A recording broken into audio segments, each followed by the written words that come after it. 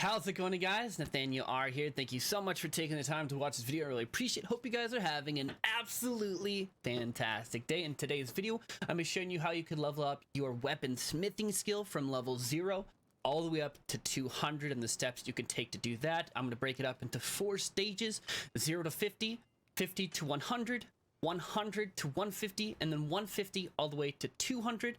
I will leave timestamps, so if you would like to skip ahead and go and watch those specific points, then you can do that. I want to make sure it's efficient for you so you're not wasting your time watching this video. Yeah, so let's jump right into it. All right, so now we're going to start off. I want to say that definitely if you get the chance, go and look at the bounty boards. Sometimes you can get some really easy ones for good XP.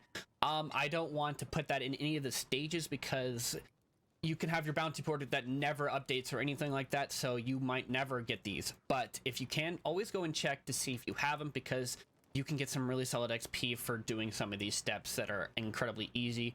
But yeah, it's not a part of any of the stages. I just think that's a cool thing to look out for. All right, now starting, we're going to start off from 0 to 50 in what I personally recommend.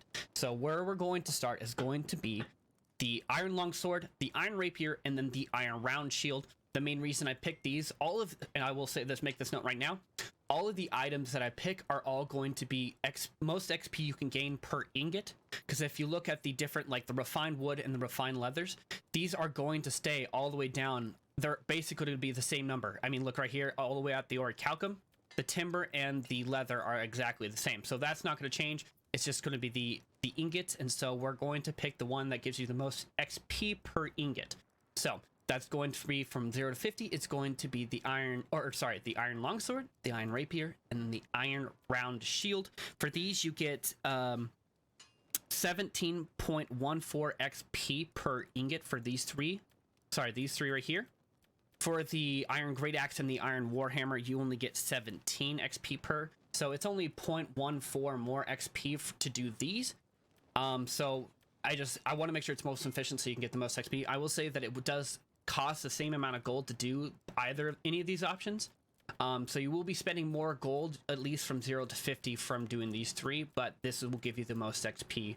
So doing it that way, I personally think is going to be the most XP earned, but you will spend more out of pocket for those. So just be wary of that.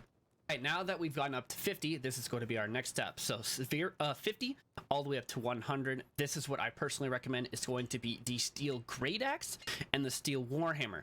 So the nice thing about this one is now we can go up to the higher rarity ones, and they give you more XP per unit. So for the great axe and the warhammer, you get a total of 62.3 XP per one of these for the ingots. Then for the other, so the steel longsword, the steel rapier, and the steel round shields, you only get 61.8.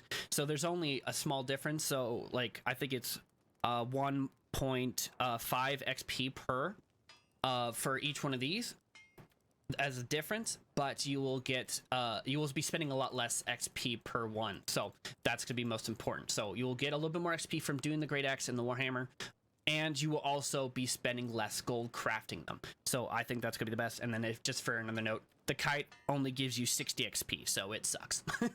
So stay away from it. But yeah, that's gonna be it for 50 all the way up to 100, and that's what I personally recommend.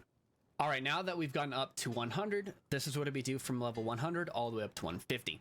We're going to be crafting the star metal great axe and then the star metal warhammer. Again, we want to make sure we're getting the most out of per ingot XP, and these two are going to give us the most. And if I look at the numbers for the great axe and the warhammer, we're going to get 228 XP per one, and you know we're going to be spending the gold obviously. But for the star metal longsword, the rapier, and the round shield, we will spend 224 XP per. So we'll be getting 4 XP per ingot more doing the great axe and the warhammer. Then for the kite shield, we only get 218 XP per, 218.4 XP. And then for the tower shield, we only get 210 XP. So those both are atrocious. If you want to do the star metal longsword, rapier, and the round shield, you can, but for the most efficient way, it's going to be the great axe and the warhammer, because you get the most XP from it, and you'll be spending the least amount of gold. So those are my personal recommendations from 100 all the way up to 150.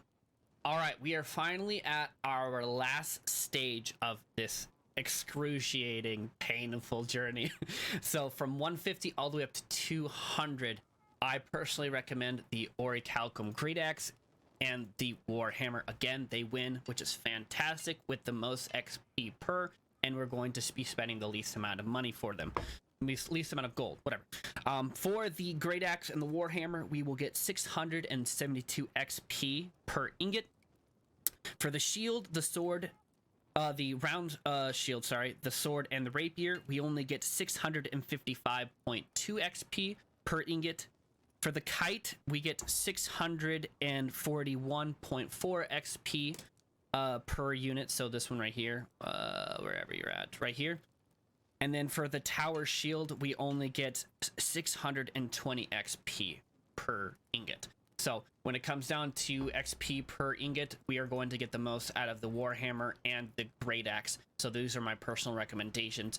For the leather and the fiber, or sorry, for the leather and the timber, I will show you where I go. For me personally, I can do everything I need basically right here, right outside of Everfall. I can go get all my wood right here, easy. Tons of young trees, easy to get, no big deal. For the young leather, so I don't have to travel too far, I just, you know, travel down a little bit and they come right here to the Awful Grotto.